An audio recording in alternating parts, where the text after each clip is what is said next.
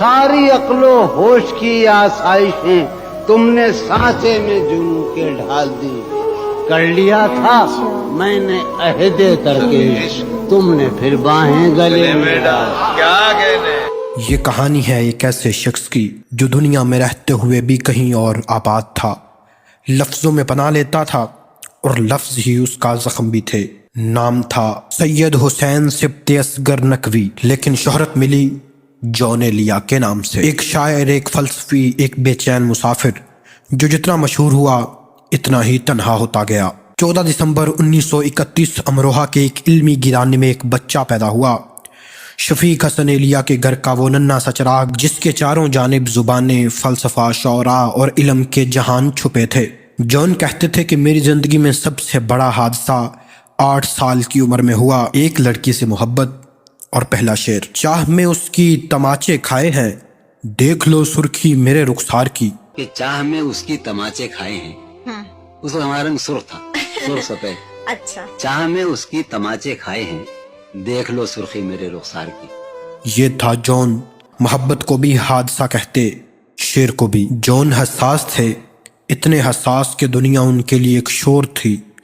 वो लोगों से कम और अपने वजूद के अंदर ज्यादा रहते थे। तारीख उनका खेल था, जुबानें उनका जुनून और बगावत उनकी फितरत। अरबी, फारसी, संस्कृत, इब्रानी, ये सब जुबानें वो ऐसे सीखते जैसे कोई शायर सांस लेता है। जवानी में कम्युनिस्ट ख्यालात ने इन्हें तकसीम के खिलाफ किया, मगर वक़्त ने मजबूर किया और 1957 में वो पाकिस्तान आ गए। कराची, वो शहर जिसने इन्हें जगह तो दी मगर कभी घर न दे सका। यहीं उन्होंने अदब के हलकों में जगह बनाई। लोग हैरान रह जाते, ये कौन है, ये किस लहजे में बात करता है, ये अल्फाज को इस तरह तोड़ता क्यों है, ये सवाल क्यों इतने तल्ख हैं।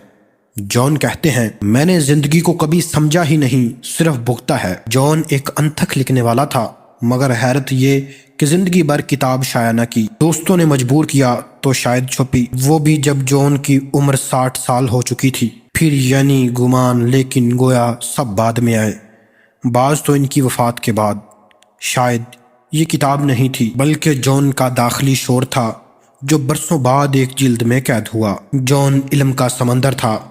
इस्लामी तारीख हो या फ़लसफ़ा, मंतुक हो या सूफ़ी रवायत, करबला हो या उलूम कदीमा, जॉन हर मौजू पर इस तरह बोलते जैसे वो वहाँ मौजूद हों। मगर इल्म जितना बढ़ता गया जॉन इतने ही तन्हा होते गए। फिर ज़िंदगी में एक मोहब्बत आई, जाहिदा हिना। अदब की दुनिया की दो रोशन आवाज़ें एक दूसरे के करीब आईं। शादी हुई, बच्चे हुए, घर बना, मगर जॉन का दिल कहीं और ही रहा, लिखने में, सोचने में या अपने दुख में। मोहब्बत कायम ना रह सकी और जुदाई ने जॉन को अंदर से तोड़ कर रख दिया। तलाक के बाद जॉन बिखर गए। धुएं में वक्त गुजरता, शराब में दुख डूबते और कागज़ पर जिंदगी टूटती रहती। वो हंसते भी थे मगर आंखों में एक खामोश मातम होता था। 8 नवंबर 2002 ये वो रात थी जब जॉन एलिया का सफ़र ख़त्म हुआ। कराची ने एक और उदास रूह को अपने अंदर समेट लिया, मगर जॉन मरे नहीं, वो अपनी शायरी में ज़िंदा हैं। हर उस शख्स के अंदर ज़िंदा हैं जो टूट कर जी रहा है, जो हंस कर दुख छुपा रहा है, जो मोहब्बत को हादसा समझता है और ज़िंदगी को एक अधूरी कहानी। जॉन लिखते हैं, एक ही हादसा तो है और वो ये कि आज तक बात नहीं कही गई, बात नहीं सुनी गई। और शायद यही वजह है कि जब कोई शख्स पहली बार जॉन को पढ़ता है तो लगता है वो अपने दिल का कोई गहरा राज खोल रहा है।